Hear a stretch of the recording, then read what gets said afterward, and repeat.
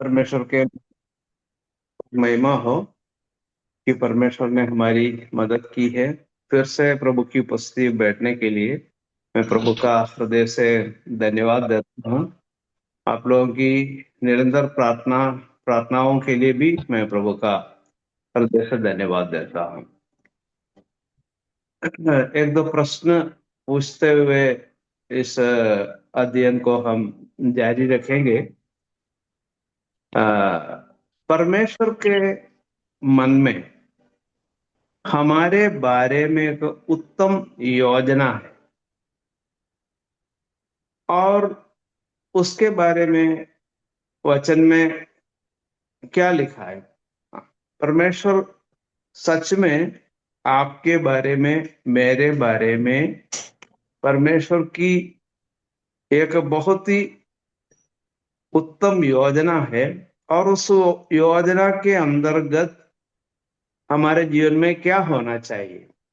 तो उसके बारे में हम एक पद पढ़ के आप उत्तर दे तो अच्छा है, जिससे कि आप सच्चाई को बता सके, जिसको हम पहले अध्ययन भी कर चुके हैं। रोमियो की पत्री 8 का 28 और 29 पढ़कर उसका उत्तर आप दे दें। रोमियो की पत्री अध्याय 8 का 28 और 29। और हम जानते हैं कि जो लोग परमेश्वर से प्रेम रखते हैं उनके लिए सब बातें मिलकर भलाई ही को उत्पन्न करती है, अर्थात उन्हीं के लिए जो उसकी इच्छा के अनुसार बुलाए हुए हैं। क्योंकि जिन्हें उसने पहले से जान लिया है उन्हें पहले से ठहराया भी है कि उसके पुत्र के स्वरूप में हो, ताकि वह बहुत भाइयों में पहलौठा ठहरे। अच्छा, अब बताइए कि परमेश्वर की योजना या परमेश्वर सच में एक विश्वासी के बारे में क्या चाहते हैं या भलाई क्या है।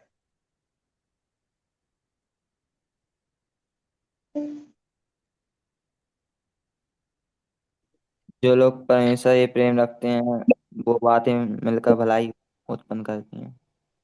हाँ, लेकिन भलाई क्या है? सब बातें मिलकर कौन सी भलाई? जो उसकी इच्छा पर चलते हैं, उसकी है? आज्ञा को मानते हैं, उद्धार पाए हैं। अच्छा, तो उसका उत्तर आपके पास 29वें पद में है। वहां पे क्या लिखा है, क्या है भलाई? क्योंकि जिन्हें उसने पहले से सब जान भाई लिया है हाँ,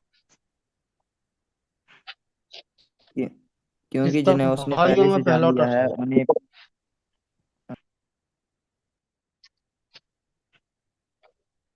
हाँ, जिन्हें पहले से जान लिया है। भलाई है कि उसने पुत्र के स्वरूप में हमें समझा है। हाँ, क्या है भलाई? पुत्र के स्वरूप में होना। क्योंकि इस संसार में कुछ पाना, संसार की धन दौलत या यश या नाम या जो इस संसार की जो उन्नति की बातें, वो नहीं है भलाई।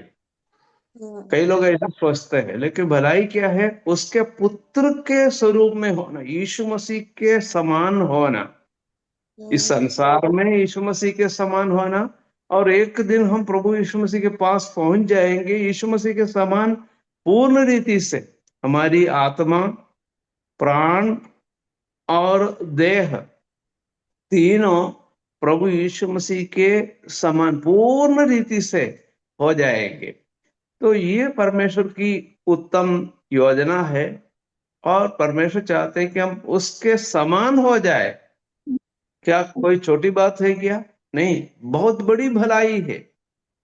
तो ये जो भलाई आपके जीवन में, मेरे जीवन में चाहते हैं, लेकिन हम समझ सकते हैं उस भलाई में पहुंचने के लिए कुछ बाधाएं हैं या कुछ विरोधी है।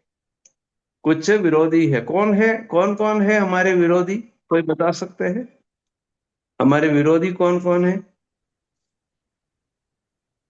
हमारा विरोधी हमारा शरीर है, शैतान है। हाँ, शरीर है, शैतान है, और कोई है?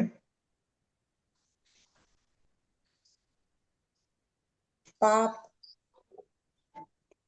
तीन विरोधियों के नाम ऐसे मैंने लिखा है। कौन जी कौन है? जी। एक शैतान शैतान। संसार में अपने शैतान आप है, से। संसार है और स्वयं है। अच्छा, ये तीन विरोधियों के बारे में जरा सा हम विचार करें। शैतान कैसा विरोधी है? हमारे पीछे से आक्रमण करने वाला विरोधी है। कैसा विरोधी है? पीछे से आक्रमण करने वाला विरोधी है। कौन? शैतान, है ना। शैतान जो है हमारे पीछे से आक्रमण करता है। ठीक है, तो ये बात हम समझ सकते हैं। पुराने नियम में अमालेकियों के बारे में हम पढ़ते हैं। अमालेकी लोग जो है क्या करते थे? इसराइलियों के पीछे से आक्रमण करते थे। तो पीछे से आक्रमण करने पर जो है हमको पता नहीं चलेगा वो कैसा आ, किस प्रकार आक्रमण करे, पता नहीं चलता। तो ये जो कार्य कौन करता है? शैतान करता है। वो सामने से भी हमारा आक्रमण कर सकता है, लेकिन अक्सर जो है विश्वासियों का पीछे से आक्रमण करता है। तो पता ही नहीं चलेगा वो कैसा हमारा आक्रमण करता है। उदाहरण के लिए अय्यूब को कष्ट और दुख पहुंचाया। किसने पहुंचाया?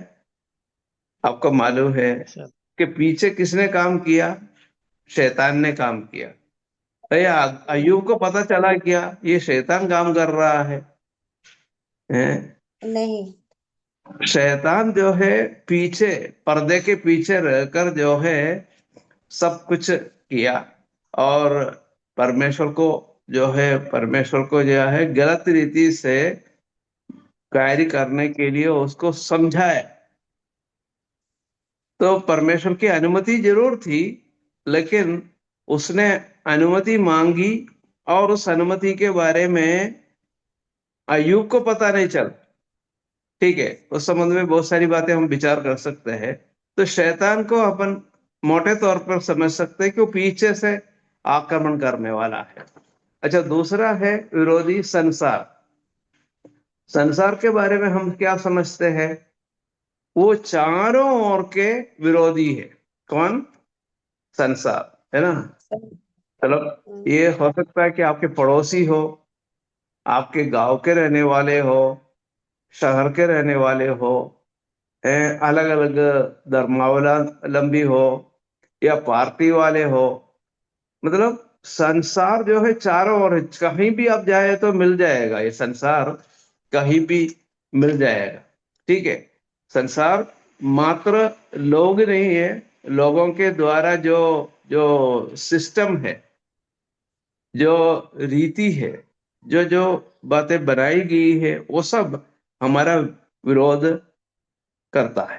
तो संसार जो है कहीं भी किसी भी जगह में आप जाइए, चाहे आप भोपाल में जाइए, दतिया में जाइए, या शिवपुरी में जाइए, कहीं भी जाइए संसार मिल जाएगा। ठीक है, संसार मतलब केवल मनुष्य नहीं है, मनुष्यों के द्वारा बनाई गई रीति रिवाज भी हो सकते हैं, और अलग अलग प्रकार की जो प्रथाएं हो सकती है। तो बहुत सारी बातें संसार में अपन जोड़ सकते हैं। तो संसार एक विरोधी है। और तीसरा विरोधी है स्वयं। स्वयं जो है अपन से या हमारा शरीर, है ना। शरीर क्या है? शरीर शब्द बाइबल में इस्तेमाल किया है। हमारा जो शरीर है, या दूसरे शब्द में हमारा स्वयं, और वो स्वयं जो है हमारा विरोध करता है। वो साथ चलने वाला विरोधी है। अब ये तीनों विरोधियों के बारे में मोटे तौर पर हम बता सकते हैं। शैतान पीछे से आक्रमण करने वाला विरोधी है। संसार चारों ओर से विरोध करने वाला विरोधी है। स्वयं साथ में रहकर विरोध करने वाला विरोधी है। ठीक है, तो ये तीनों विरोधियों का हमें क्या करना पड़ेगा, हमें किस प्रकार उसका सामना कर सकते हैं वो हमें सीखना है। तब जाके हम प्रभु यीशु मसीह के स्वरूप में बदल जाएंगे, है ना, अपने पुत्र के स्वरूप में हो। ये परमेश्वर की आपके बारे में मेरे बारे में योजना है। तो पुत्र के स्वरूप में होने में ये तीन प्रकार के विरोधी है। शैतान विरोध करता है कि आप पुत्र के स्वरूप में ना हो जाए। संसार विरोध करता है कि आप पुत्र के स्वरूप में ना हो जाए। आपका स्वयं भी विरोधी के रूप में है जो साथ में चलता है। दोनों में अंतर है, शैतान पीछे से आक्रमण करता है, संसार जो है चारों ओर से आक्रमण करता है, स्वयं साथ में रहकर आपका आक्रमण करता है। तो इस प्रकार जो है यह सच्चाई आपके वचन, प्रभु के वचन से आपको समझ में आएगा। लेकिन आज हम वर्तमान में विचार करने जा रहे हैं, क्या है हमारे पहला विरोधी है, लिखा है तीन विरोधी। तीन विरोधी है, नंबर 1 शैतान, है ना। ठीक है, अभी हम पढ़ने जा रहे हैं कि इस विरोधी के बारे में कुछ बातें हम विचार करेंगे। मतलब यदि शैतान के बारे में विचार करना है तो काफी बातें हमें सीखना पड़ेगा, और एक विस्तार अध्ययन शैतान के बारे में सीखने के लिए हम निकाल सकते हैं। लेकिन वो इस संदर्भ में उद्धार के संबंध में जो बातें हैं, कुछ बातें बहुत ही संक्षिप्त रूप से हम विचार करेंगे, जिससे कि आप उस विरोधी का किस प्रकार सामना करके जय पा सकते हैं। ठीक है, उसको बारे में कुछ बातें हम सब पढ़ेंगे। सबसे पहले हम पढ़ेंगे पहला पत्रस 5वें अध्याय का 8वां पद पढ़ेंगे। क्या लिखा है पढ़ के सुनेंगे, कोई भी भाई उसको रुक रुक के पढ़ के सुनाइए। पहला पत्रस 5:8। सचेत हो और जागते रहो, क्योंकि तुम्हारा विरोधी शैतान गरजने वाले सिंह की नाई इस खोज में रहता है कि किसको फाड़ खाए। अच्छा, उस पद से आपको क्या समझ में आया, हमारा विरोधी किस प्रकार है? किसके समान है? सिंह के समान। हाँ, सिंह के समान है, गर्जने वाले सिंह के समान है। ठीक है, और वो क्या करना चाहता है? हारना। तो मतलब आपको वो निगल जाना चाहता है, आपको खत्म करना चाहता है। तो ये जो शैतान है हमारा विरोधी है। विरोधी किस प्रकार उसकी तुलना करके बताया गया है, वो सिंह शैतान सॉरी विरोधी है ऐसा नहीं, सिंह के समान है, गर्जने वाले सिंह के समान है। तो शेर का सामना करना आसान काम नहीं है। तो इसलिए लिखा है सचेत हो, सचेत हो, और क्या करना है, जागते रहो। तो वचन में उस बात को बताया गया है, क्या करना चाहिए, सचेत होना है, जागते रहना है।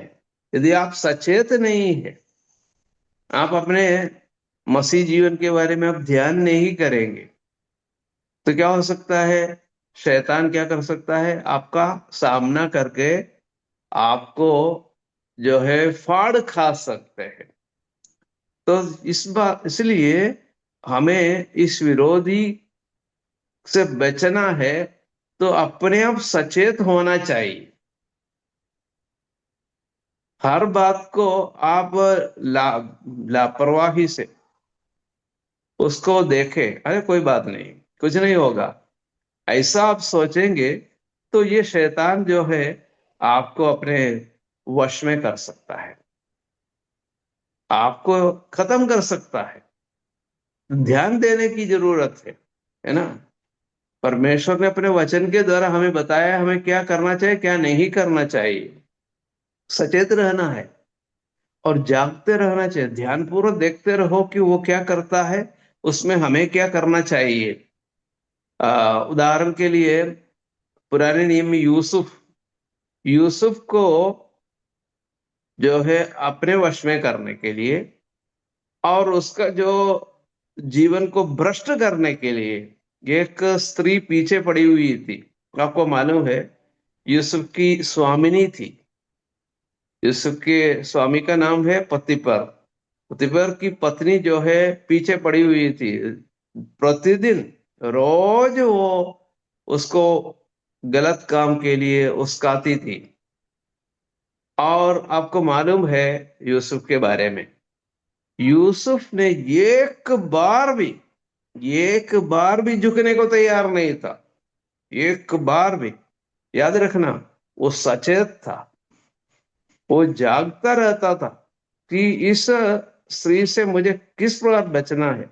बचना मुश्किल, क्योंकि एक ही घर में रहते हैं। एक ही घर में रहते हैं। छोटा घर नहीं, बहुत बड़ा घर है, लेकिन उस घर में वो जहां वो स्त्री रहती थी उसी के आसपास में वो भी रहता था, दूरी में नहीं है। और रोज वो आती थी, रोज उसको जो है उस्काती थी, गलत काम करने के लिए प्रेरणा देती थी। मेरे साथ बैठ, मेरे साथ लेट, मेरे साथ बात कर, मेरे साथ सब कुछ। लेकिन वो हमेशा बोलता है नहीं, हमेशा नहीं बोलता था। क्योंकि वो जो व्यक्ति जो है परमेश्वर से रोज संपर्क में रहता था, परमेश्वर की संगति में रहता था, परमेश्वर का मुंह पहले देखता था। सुबह उठकर वो परमेश्वर के मुंह को देखता था। तो परमेश्वर के सामने खड़ा रहने वाला ये व्यक्ति बहुत सचेत था। और एक बार भी, वहां आप बाद में पढ़ के देख लेना, उत्पत्ति की पुस्तक 39वें अध्याय में है। 39वें अध्याय में हम पढ़ते हैं कि वो स्त्री प्रतिदिन उसको उसके पास आती थी और बात करती थी। तो कैसे कैसे बात करती थी उसके बारे में डिटेल में दिया नहीं है, लेकिन वहां पर हम समझ सकते हैं कि वो किस कार्य के लिए वो आती थी। कोई अच्छे उद्देश्य से नहीं है। यूसुफ को सुधारने के लिए नहीं आई, यूसुफ को बिगाड़ने के लिए आई। तो ये एक नौजवान होने के नाते जो है वो जल्दी उसमें गिर सकता था, क्योंकि वो रोज आकर ऐसी जो है उसको जो है क्या क्या बोलती थी मुझे मालूम नहीं। तो तू दूर में रहता है, अपने माता पिता तुम्हारे साथ में है नहीं है, मैं हूं ना, मैं तेरी मदद कर सकती हूँ। और यहाँ किस बात की तेरी कमी है, जो जो बातें हैं सब कुछ मैं करूंगा। और किसी को पता भी नहीं चलेगा, यदि ऐसा तूने किया तो भी किसी को पता नहीं चलेगा। तेरे माता पिता या तेरे भाई बहन किसी को पता नहीं चलेगा। वो बहुत दूरी में रहते हैं ना। तो यहाँ पर मैं हूँ, सब कुछ के लिए मैं हूँ, कुछ प्रॉब्लम नहीं होगा। हैं? तो उसने क्या क्या बताया पता ही नहीं। पर इस व्यक्ति ने कहा नहीं, मैं नहीं करूंगा, नहीं करूंगा, नहीं करूंगा। कि परमेश्वर के विरुद्ध में कैसा पाप करूंगा। देखो, उस बात को समझना चाहिए। तो आपको पता होगा वो भाग, लेकिन उसको एक पद हम पढ़ेंगे तो समझ में आएगा। निकालेंगे अपन उत्पत्ति की पुस्तक, उसका 39वें अध्याय को निकालिए। एक पद हम जरूर पढ़ेंगे, उसका 9वां पद पढ़िए। 39 का 9 पढ़िए।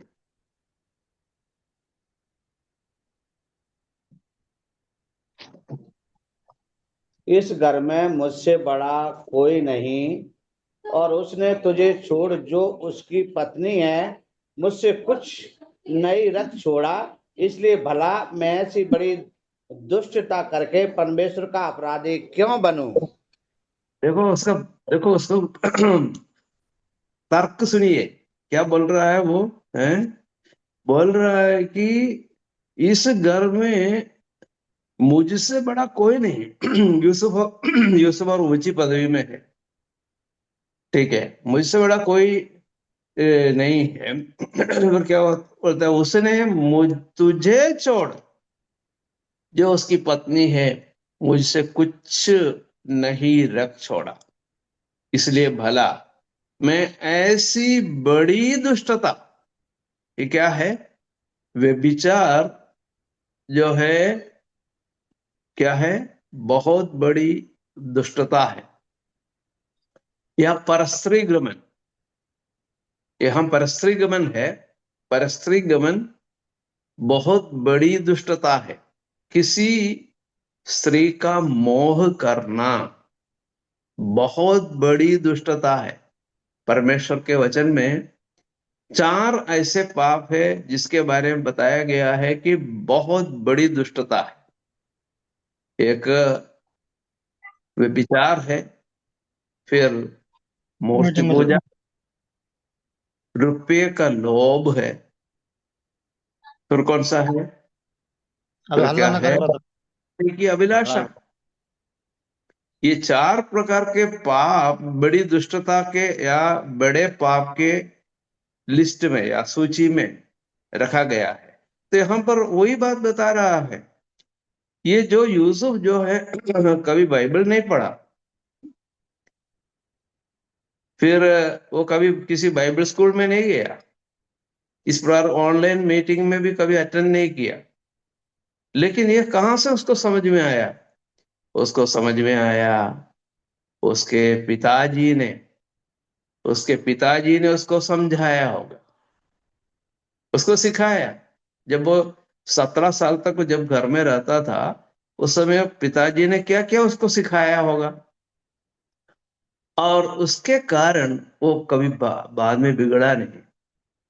बाद में बिगड़ा नहीं। हमारे घर में भी बच्चे हैं, उनको हमें सिखाना चाहिए क्या करना चाहिए क्या नहीं करना चाहिए। जब घर छोड़ के जाएंगे तो बहुत सारी जो है फिसलने वाली बातें जीवन में आ सकती है, पर जो है यूसुफ जैसे उसको तैयार करके कहीं दूर भेजना है तो भेजना, जिससे कि वो बच्चे जो है कहीं भी जाए तो ये बिगड़ेगा नहीं।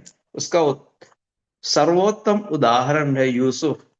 तो सचेत रहना, जागते रहना, क्योंकि तुम्हारा एक विरोधी है। वो विरोधी कौन है? वो है शैतान। शैतान आपको गिराने की कोशिश करता है। तो पहली बात हमने देखा, वो जो है गर्जने वाले सिंह के समान है। दूसरी बात हम देखते हैं, यूहन्ना 8 का 44 पढ़ के देख लीजिए, पर में शैतान के बारे में क्या लिखा है।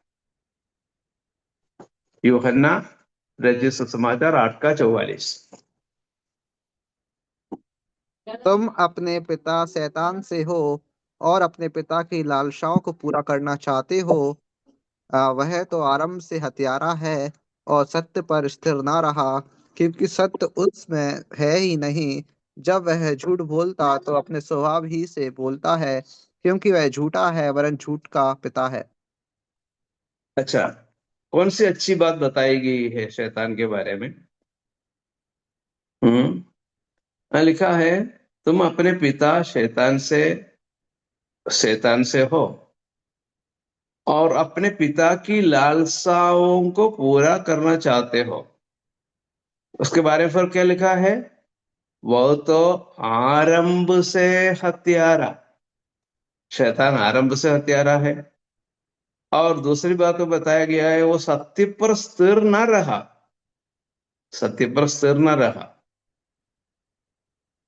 क्योंकि सत्य उसमें है ही नहीं, सत्य उसमें है ही नहीं। हम जानते हैं कि पुराने नियम को अध्ययन करने पर हमको समझ में आता है, यशायाह की पुस्तक 14 में, यहेजकेल की पुस्तक 28 में, इसके वहां पर शैतान कैसे शैतान बन गया। पहले वो बहुत ही सुंदर बहुत ही प्रभावशाली एक स्वर्गदूत था। लेकिन ये स्वर्गदूत कैसे शैतान बन गया, उसके बारे में हम यशायाह की पुस्तक 14 में, यहेजकेल की पुस्तक 28 में। याद रखना आसान है, 14 दूनी 28, है ना। तो हम क्या पढ़ते हैं कि 14 यशायाह की पुस्तक 14 और यहेजकेल की पुस्तक 28, दोनों भाग बाद में आप पढ़ के देख लीजिए। वहां पर जो है वो गिराया गया, किस प्रकार वो बहुत ही ऊंची पदवी से, मतलब परमेश्वर का एक मुख्य स्वर्गदूत था, वो गिर गया, या वो गिराया गया क्योंकि उसने घमंड किया, उसने अपने ऊपर भरोसा रखा। तो अभी हम पढ़ते हैं वो हत्यारा है और सत्य में पर स्थिर नहीं रहा, सत्य उसमें है ही नहीं। फिर बोलता है वो झूठ बोलता है, वो झूठ बोलता है तो अपने स्वभाव ही से बोलता है, उसका स्वभाव ही क्या है, झूठ बोलने का स्वभाव है। स्वभाव का अर्थ क्या होता है? कभी कभी झूठ बोलना, है ना, कभी कभी झूठ बोलना, ऐसे लोग हैं कभी कभी झूठ बोलते हैं, ठीक है। फिर क्या है, कुछ समय आप झूठ बोलते रहेंगे तो आदत बन जाती है, आदत बन जाती है। और कुछ समय ऐसे आदत आपके जीवन में आप बनाए रखते हैं, वो स्वभाव बन जाता है, वो स्वभाव बन जाता है। आपको समझ में आया, है ना। एक बार झूठ बोला, अपन नहीं बोलेंगे, पूर्ण रीति से नहीं बोल सकते वो झूठा है, ऐसा अपन नहीं बोलेंगे। उससे बोल सकते कि वो झूठ बोलता है।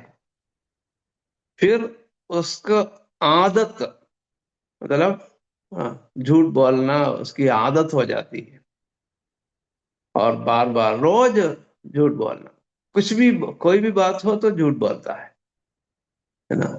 ऐसे बोलते रहेंगे तो फिर क्या होता है, उसका स्वभाव बन जाता है, उसका स्वभाव, अरे तो वो व्यक्ति तो हमेशा झूठ ही बोलता है ना, उसका स्वभाव ही वैसा है। इसी प्रकार है मेरे और आपका स्वभाव जो है क्या है, ये हमको सोचने की आवश्यकता है। अरे तो कुछ लोग बोलते हैं तो शांत स्वभाव का है, ऐसा हम किसी के बारे में बताते हैं, इसका मतलब क्या है, वो जो है हमेशा हर बात को आप देखो वो शांत स्वभाव का है। तो स्वभाव जो है बाद में बनता है, पहले अपन कुछ करते हैं, है ना, फिर करने के बाद जो है उसको निरंतर करते हैं, निरंतर करने के बाद जो है हमारा स्वभाव बन जाता है, आदत बन जाता है, और फिर स्वभाव भी बन जाता है। तो यहाँ शैतान के बारे में बताया गया है, झूठा है, उसका स्वभाव ही ऐसा है, मतलब उस व्यक्ति से हम और कुछ प्रतीक्षा नहीं कर सकते, है ना। कुछ लोग जो है धोखा देने वाले होते हैं, उस धोखे देने वाले को कितनी बार अपन जो है उसके साथ परीक्षण करे तो वो धोखेबाज ही निकलता है। कुछ लोग ऐसे हैं, तो वो उस व्यक्ति से अपन कहते हैं अरे तो उससे दूर रहो, क्योंकि तो हमेशा वो धोखा ही देता है ना। कई बार हमने कोशिश की, एक बार नहीं कई बार हुई, अब तो अपन को समझ में आया कि ये व्यक्ति धोखेबाज है। तो हम क्या कहते हैं, अरे तो उससे कोई डीलिंग मत करो, उसके साथ कोई व्यवहार मत रखो, क्योंकि वो जो है हमको धोखा देगा। इतनी बार हमने देखा कि धोखा ही देता है। तो मैंने उदाहरण क्यों बताया कि ये एक स्वभाव है, झूठा झूठ बोलने वाला है, और झूठ बोलने वाला उसका स्वभाव है। फिर बोलता है वो झूठा है, झूठा है वरन झूठ का पिता है। देखो उसके बारे में जो बताए गए हैं, मतलब ठोस और कठोर शब्दों का इस्तेमाल किया है।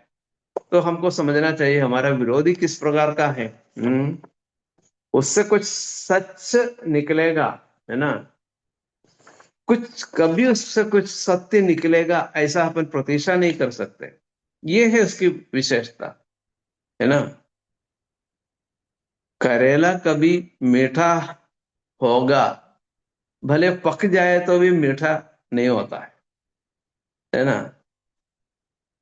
फिर क्या बोलते हैं, आ, नीम का पेड़, है ना। नीम का पेड़, उसका पत्ता कभी मीठा हो जाएगा, उसकी निम्बोलियां है, वो कभी मीठा हो जाएगा, ऐसा कोई प्रतीक्षा नहीं करते, करते है क्या? हाँ, ये तो इस बार तो, पिछले साल तो मीठा नहीं था, इस साल तो वो मीठा हो जाएगा। हम्म। थोड़ा उसके पेड़ के जो जड़ के पास जो है कुछ शक्कर डाल दो या गुड़ डाल दो, तो अगले हफ्ते, अगले साल में उससे निम्बोलियां आएगी तो वो थोड़ा मीठा हो जाएगी। ऐसा कोई नहीं सोचता। ऐसा होता ही नहीं, कड़वा ही होता है, नीम के पत्ते जो है कड़वी ही रहती है।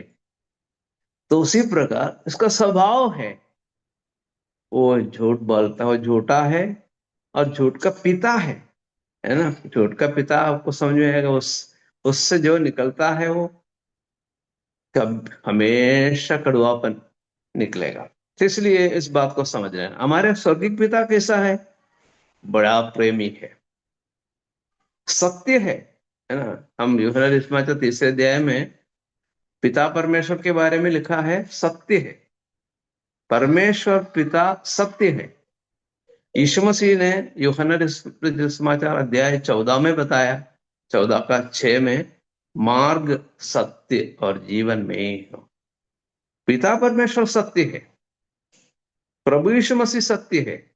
और हम यूहन्ना सुसमाचार 17 का 17 में क्या पढ़ते हैं, वचन के बारे में, और तेरे वचन के साथ द्वारा उन्हें पवित्र कर, तेरा वचन सत्य है। तो परमेश्वर सत्य है, प्रभु यीशु मसीह सत्य है, परमेश्वर का वचन सत्य है, ठीक है। तो ये परमेश्वर जो है सत्य का पिता है, शैतान झूठ का पिता है। दोनों को आप समझ लेना, ये है हमारा विरोधी।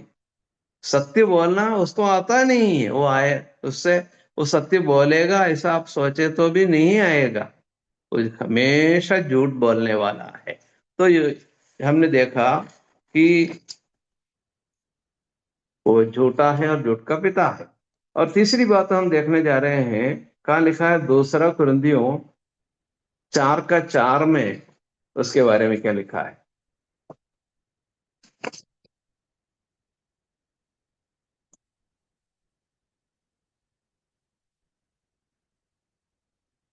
और उन अविश्वासियों के लिए जिनकी बुद्धि को इस संसार के ईश्वर ने अंधी कर दी है, ताकि मसीह जो परमेश्वर का प्रतिरूप है, उसके तेजों में समाचार का प्रकाश उन पर न चमके। अच्छा, धन्यवाद भाई। तो यहाँ पर हम क्या पढ़ते हैं, यहाँ पर हम पढ़ते हैं कि वो क्या है, संसार का ईश्वर है। हमने पहले विचार किया था, हमारा विरोधी है कौन, शैतान हमारा विरोधी है, संसार हमारा विरोधी है, स्वयं हमारा विरोधी है। अच्छा, ये संसार का ईश्वर है, मतलब ये शैतान जो है संसार से मिलता है, संसार के साथ जुड़कर क्या करता है, विरोध करता है। अब आपको समझ में आया कि शैतान अपने आप हमारा विरोधी है, लेकिन क्या करता है, वो जो है शैतान जो है संसार को अपने साथ में लेता है, अपने साथ में लेकर क्या करता है, हमारा विरोध करता है। तो संसार को भी वो अपने चपेट में ले लेता है, फिर जो है हमारा विरोध करता है। तो इसलिए हमारा विरोधी अब बहुत ही तगड़े विरोधी हो गए। फिर ये स्वयं विरोधी है, शैतान विरोधी है, संसार भी विरोधी है, लेकिन दोनों मिल जाए तो, दो व्यक्ति हमारा विरोध करते हैं, मान लीजिए एक व्यक्ति आपका विरोध कर रहा था, लेकिन उस विरोधी के साथ क्या हो गया, एक और जुड़ गए, दो तगड़े विरोधी हमारे विरोध में है, क्योंकि संसार का ईश्वर है। मतलब संसार का ईश्वर मतलब परमेश्वर का स्थान नहीं है, लेकिन वो अपने कब्जे में या अपने नियंत्रण में ले लेता है, संसार का राजा है, समझ लो। यीशु मसीह ने एक जगह कहा है संसार का प्रभु। यीशु मसीह ने अपने बारे बताया, वो भी यूहन्ना समाचार में है, अध्याय 14 में एक पद हम पढ़ेंगे। यूहन्ना अध्याय 14 का, यीशु मसीह ने स्वयं उसके बारे में बताया। 14 का 30 पढ़िए, यूहन्ना रचित समाचार 14 का 30 पढ़िए। उसके बारे में प्रभु ने क्या कहा?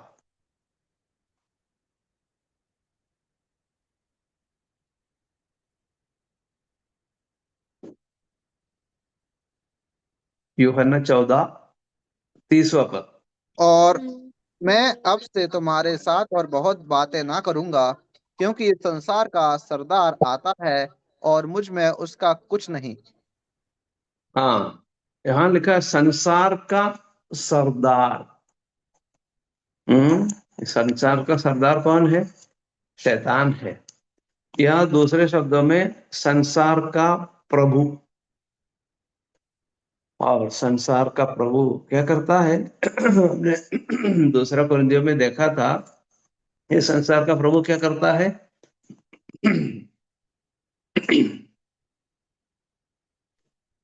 बुद्धि को, मतलब अविश्वासियों के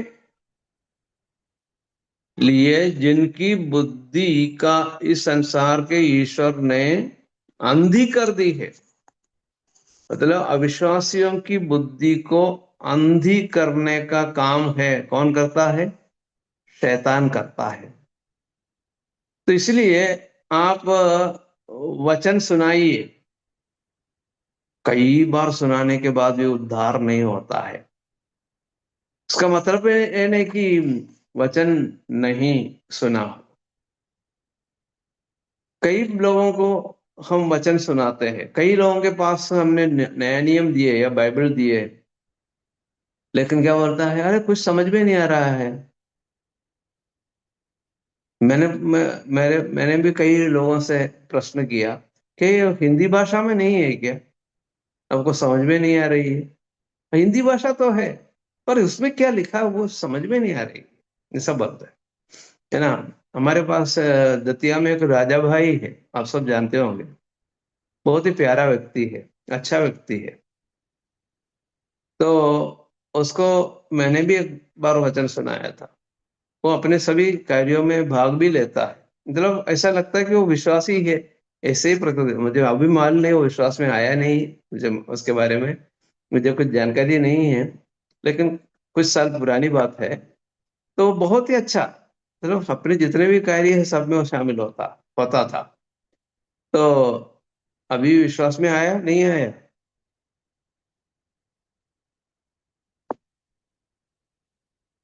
एक राजा भाई है,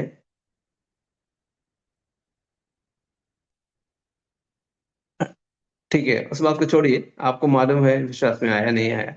लेकिन उस जमाने की बात बता रहा हूँ, काफी परमेश्वर के वचन की सच्चाइयों को वो सुन चुका था, लेकिन उस समय वो विश्वास में नहीं था। इसलिए नहीं कि उसको बात समझ में नहीं आई, समझ में तो आई, लेकिन क्या है, अंधी करने वाला वो शैतान जो है, ईश्वर के का असर हम देख सकते हैं। तो इसलिए विश्वास में नहीं आया। केवल सुनने से नहीं, परमेश्वर का अनुग्रह चाहिए, चाहे मैं हूं या आप हो, कोई भी हो, परमेश्वर के अनुग्रह से सच्चाई हमारी हमारे समझ में आता है। ठीक है, तो यहाँ पर हम देखते हैं संसार का ईश्वर जो है अविश्वासियों के आंखों को बंद करके रखता है। अच्छा, तो शैतान के कुछ कार्यों के बारे में, मतलब कुछ बातों के बारे में हम विचार करेंगे कि आपको समझ में आएगा आपका विरोधी किस प्रकार का है। ठीक है, अब किसी को आपने वचन सुनाया है, वचन सुनाने के बाद वो सबसे पहले क्या करता है? यहाँ पर लिखा है, वचन को सुनने के बाद वो तुरंत क्या करता है? मरकुस 4 का 15 पढ़िए, मरकुस 4 का 15।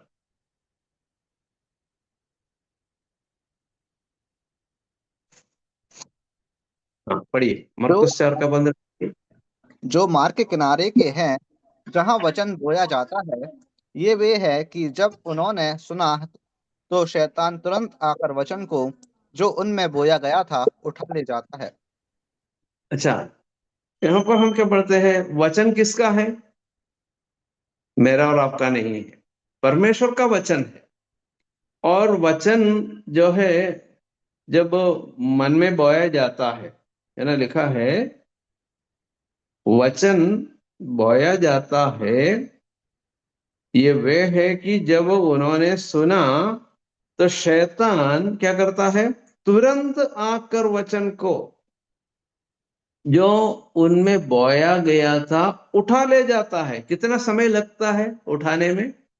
लिखा है तुरंत। अरे, शैतान इतना होशियार है कि वो जो है तुरंत उठा ले जाता है। आपने सुसमाचार सुनाया, खत्म ही नहीं हुआ उसके पहले उसने उठा लिया। ऐसा है। तो शैतान बहुत चालाक है।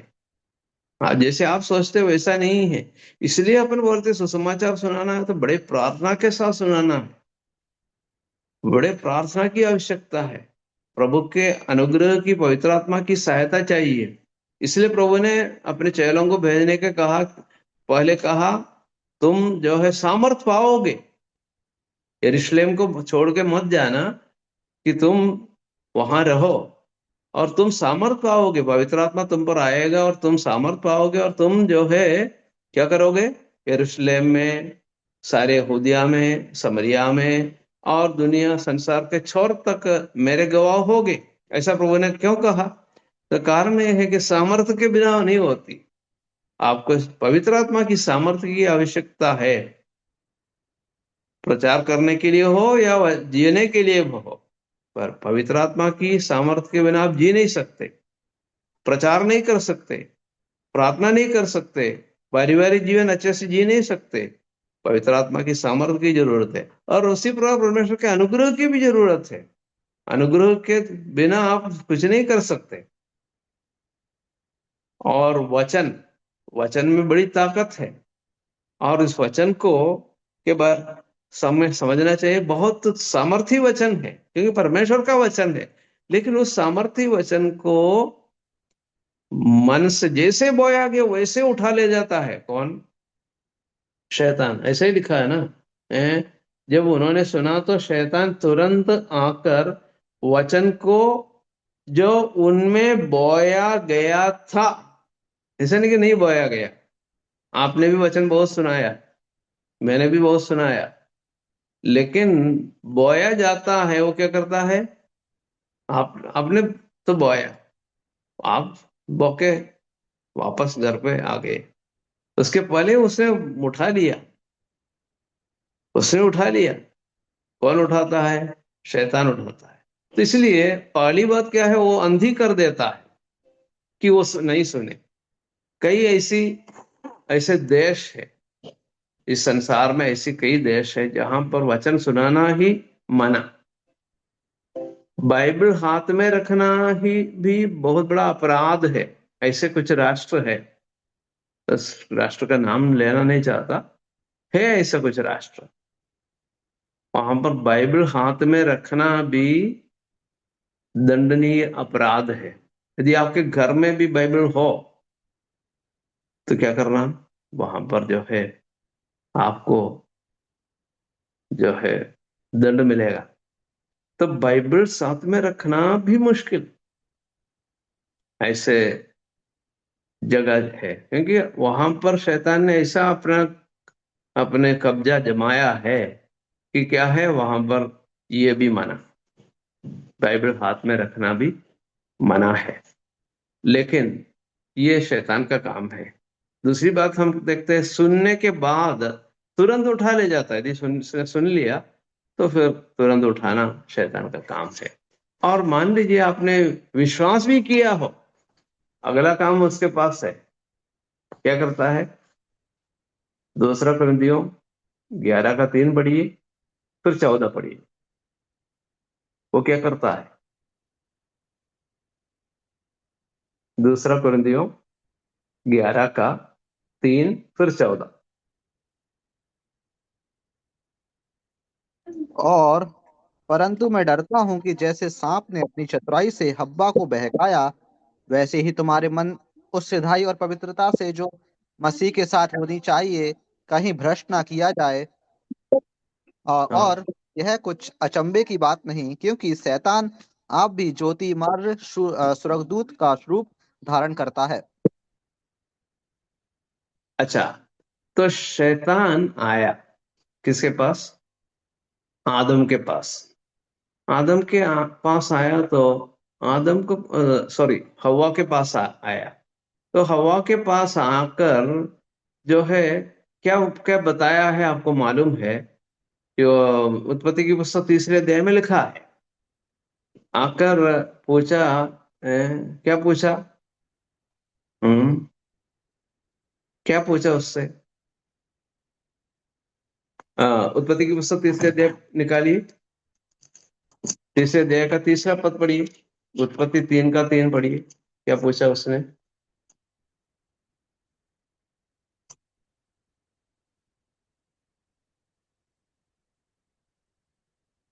उत्पत्ति 3 का 3।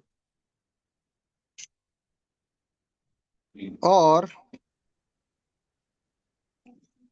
पर जो वृक्ष वाटिका के बीच में है, उसके फल के विषय में परमेश्वर ने कहा है कि तो ना तो तुम उसको खाना और ना उसको छूना, नहीं तो मर जाओगे। ऐसा क्यों उत्तर दिया? 2रा पद पढ़िए।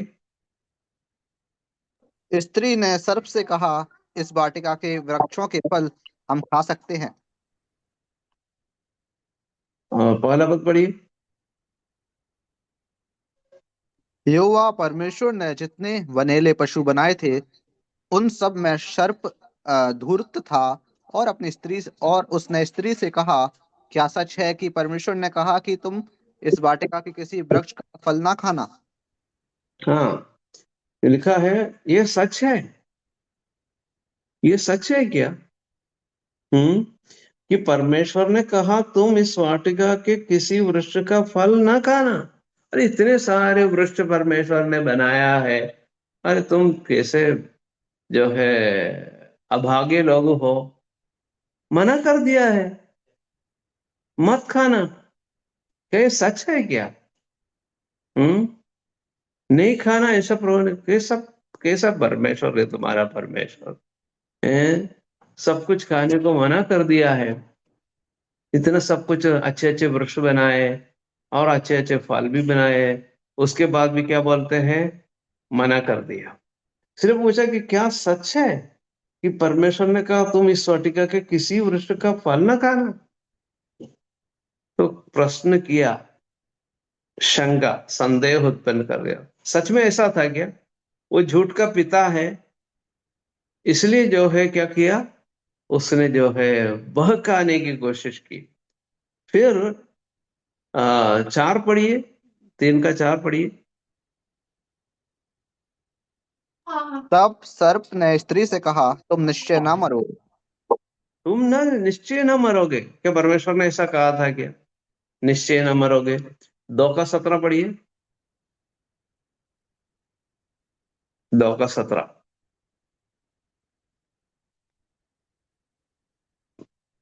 पर भले या बुरे के ज्ञान का जो वृक्ष है, उसका फल तू कभी ना खाना, क्योंकि जिस दिन तू उसका फल खाए उसी दिन अवश्य मर जाएगा। देखो, परमेश्वर ने सब कुछ खाने के लिए बनाया था, वृक्ष, वृक्ष के फल सब मनुष्य की भलाई के लिए बनाया था। लेकिन प्रभु ने एक बात बताई थी, भले और बुरे के ज्ञान के वृक्ष का फल नहीं खाना। और हम बता, क्योंकि जिस दिन तू उसका फल खाएगा उसी दिन अवश्य मर जाएगा, जरूर मर जाएगा या निश्चय मर जाएगा। लेकिन शैतान क्या बोल रहा है? तू निश्चय ना मरोगे, तुम निश्चय ना मरोगे। तो परमेश्वर कहता है निश्चय, शैतान भी कहता है निश्चय, या अवश्य शब्द का इस्तेमाल किया है। लेकिन क्या जोड़ दिया उसने? ना जोड़ दिया। क्या जोड़ दिया? एक छोटा सा अक्षर, जोड़ दिया। कौन सा अक्षर है? ना। देखो ये शैतान का काम है। शैतान जो है बहकाने के लिए कहीं इधर कहीं उधर एक शब्द जोड़ देता है। तो याद रखना, बाइबल पढ़ने पर बहुत ही ध्यानपूर्वक पढ़ना चाहिए और जीवन में पालन करने पर भी ध्यान पूर्वक पालन भी करना चाहिए। तो यहाँ पे लिखा है निश्चय न मरोगे। और एक और बात उसने बताया 5वें पद में। 5वें पद में क्या बताया?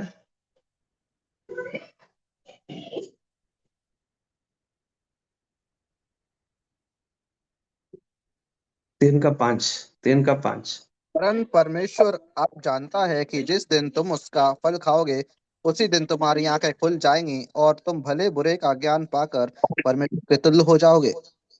अच्छा, परमेश्वर का तुल्य। देखो, परमेश्वर का तुल्य होना, परमेश्वर ने क्यों मना किया बताओ? हैं?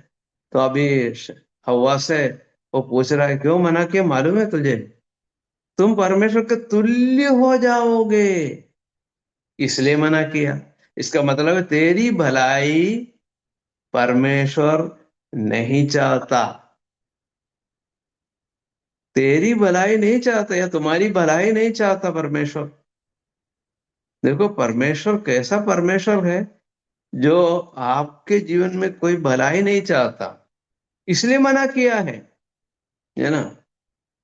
क्योंकि जिस दिन तुम उसका फल खाओगे क्या हो जाएगा? उसी दिन तुम्हारी आंखें खुल जाएंगी। और इतना ही नहीं, भले और बुरे के ज्ञान पाकर क्या हो जाएगा? परमेश्वर का तुल्य। अरे, परमेश्वर के तुल्य हो जाओगे, ये परमेश्वर नहीं चाहता। तुमको समझ में आई? ये है कारण, मना क्यों किया है। तुम परमेश्वर के बराबर हो जाओगे तो परमेश्वर का स्थान फिर कहाँ रहेगा? परमेश्वर तुमसे छोटा हो जाएगा, तो तुम्हें एक ऊंची पदवी मिल जाएगी। देखो किस प्रकार बहकाता है। अब ये जो शैतान है, शैतान ने एक बार कोशिश की थी। किस बात की कोशिश की थी? परमेश्वर के तुल्य या परमेश्वर से बड़े होने की कोशिश की थी। तब जाके वो गिर गया, तब जाके वो शैतान बन गया। एक बार मैंने ट्राई करके देखा था, मैं तो अब गिराया गया। ये है सच्चाई, ये है। लेकिन तुम एक बार ट्राई करके देख लो।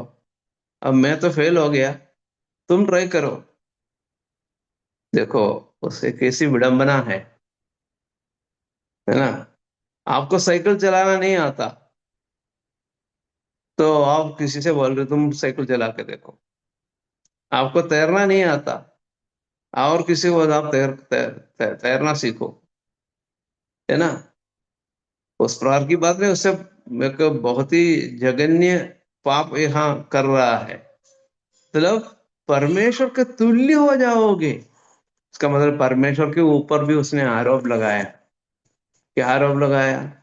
परमेश्वर कभी नहीं चाहता, तेरी भलाई नहीं चाहता, तुम्हारी भलाई नहीं चाहता। तुम परमेश्वर के तुल्य हो जाओगे, बस इतनी सरल बात है, इसलिए मना किया।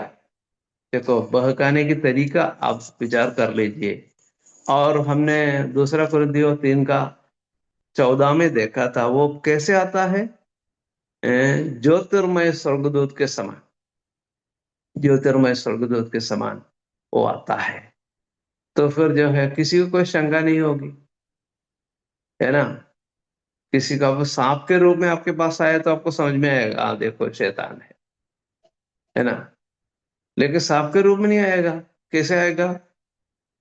बहुत ही अच्छे तरीके से ज्योतिर्मय स्वर्गदूत के समान आएगा। अच्छे शर्ट पहन पहन के, कोट पहन के आता है। बाइबल भी उसके साथ में है। मान लीजिए आपके पास जो आता है, आप वो बाइबल के साथ आता है। हाँ, तो आपको हाँ, तो जो बड़े पादरी साहब आए हैं या पास्टर साहब आए हैं, हाँ तो बैठो बैठो बैठो, खाना खाओ, चाय पियो, है ना? लेकिन वो जो है कैसे आता है? ज्योतिर्मय स्वर्गदूत के समान, आपको धोखा देने के लिए आया हो सकता है। ऐसे लोग बहुत सारे हैं। तो सावधानी की जरूरत है। प्रभु हमें अनुग्रह दे कि हमारे विरोधी के बारे में हमने कुछ बातें सीखी थी, बड़े प्रार्थना की जरूरत है। इस विरोधी के बारे में जब हम सीखते हैं तो वो कुछ अड़ंगा मारने की कोशिश करता है। परमेश्वर हम सबको आशीष दे। आगामी दिनों में ये बड़े भय और भक्ति के साथ है, प्रभु के भरोसे में हमें आगे जीना है। प्रभु इन वचनों के द्वारा हमें आशीष प्रदान करे। परमेश्वर के धन्य नाम की स्तुति और महिमा हमेशा हमेशा होती रहे। सबको प्रभु आशीष प्रदान करे। धन्यवाद।